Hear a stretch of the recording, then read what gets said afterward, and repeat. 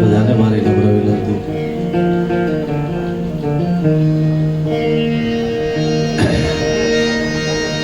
બધા પોતપોતાનું સ્થાન લઈ લો, કારણ કે બાપાએ એને ખૂબ સારી વાતો કરી.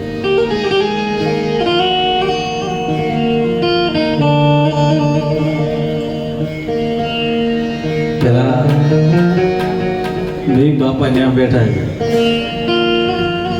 હે બાપા, તમે થોડુંક અમને સાંભળો તો મજા આવશે. તમે ત્યાં આવી ગયા અને ભીમજી બાબાને પણ વિનંતી કરું કે અહીંયા વહી આવો તો અમને મજા આવે. તો વાતો ન કરતા, તમારો સત્સંગ ઘડીક સ્ટોપ કરી દેજો, કારણ કે આવું કહેવાય નહીં, પણ આ બધાનું હૃદયમાં સ્થાન છે એટલે અહીંથી બોલી શકાય. બાકી આ બધા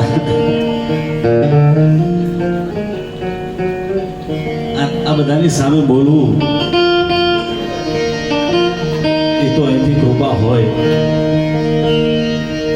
બધા શબ્દોની કૃપા છે એટલે અહીંથી બોલી શકાય. નહીં તો બાપા અમે તો શું બોલવાના?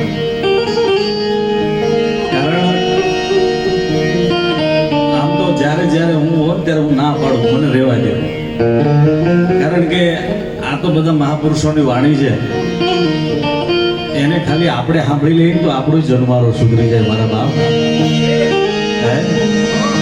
આ તો ધન ઘડી ધન ભાઈ, આપણને આ વાણીનો બધાને લાભ મળે છે.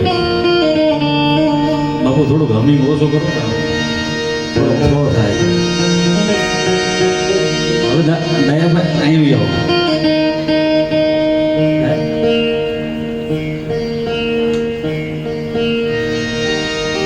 કારણ કે અમે છીએ વાતુના માણસ, એટલે બહુ જાજો સમય લેવો નથી આપણી વચ્ચે. પણ પેલા બધા બેસી જાવ ને એટલે કઈક અમે ચાલુ કરીએ. વાહ ભાઈ વાહ, જો ભીમજી બાપાને જોરદાર તાળીઓના ગડગડાટથી વધાવો. બાપ, હવે આખી દુનિયાએ અમને સાંભળી લીધા, એ 100%ની વાત છે. કારણ કે બે મહાપુરુષ આ જેના દર્શન જ ખૂબ કહેવાય કે આ મારું તમારું જીવન ધન્ય બનાવી દે એવા બે બંને બાવળિયાને, મેઘસ બાપાને અને ભીમજી બાપાને બંનેને જોરદાર તાળીઓના ગડગડાટથી વધાવી. મારા બાપ,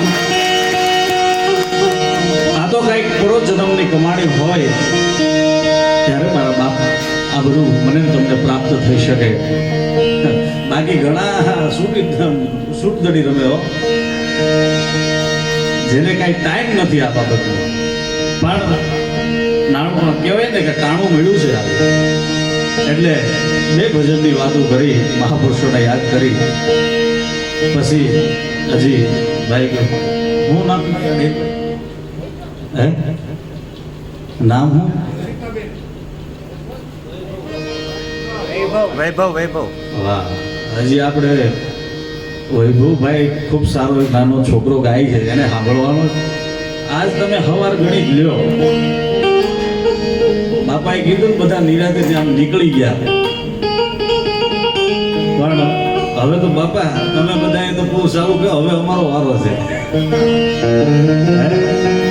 એટલે હવે ભલે થઈ જાય, ગોરધન બાપા કહે છે બાપા એટલે ખૂબ સારો એવો આનંદ કરવો છે પણ કંઈક આરાધના કરીએ ઈષ્ટદેવને પ્રાર્થના કરીએ સદગુરુને પ્રાર્થના કરીએ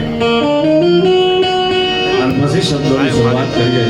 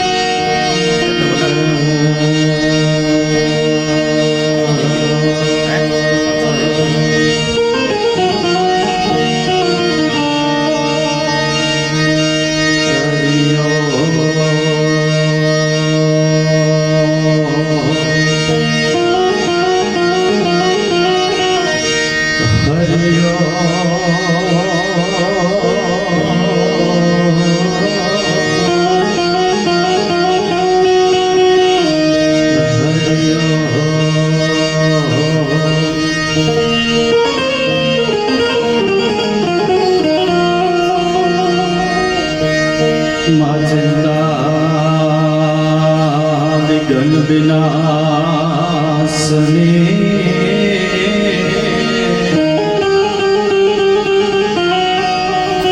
મારી કમલાસને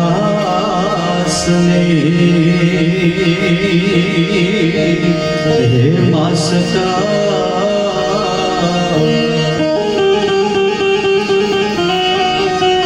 વિસતે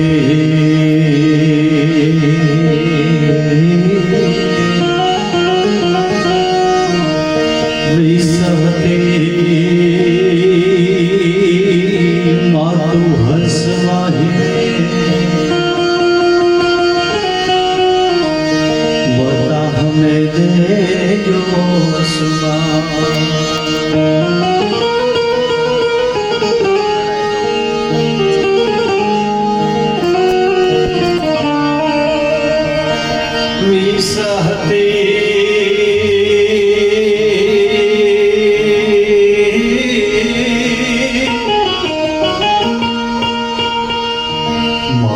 હંસવાહને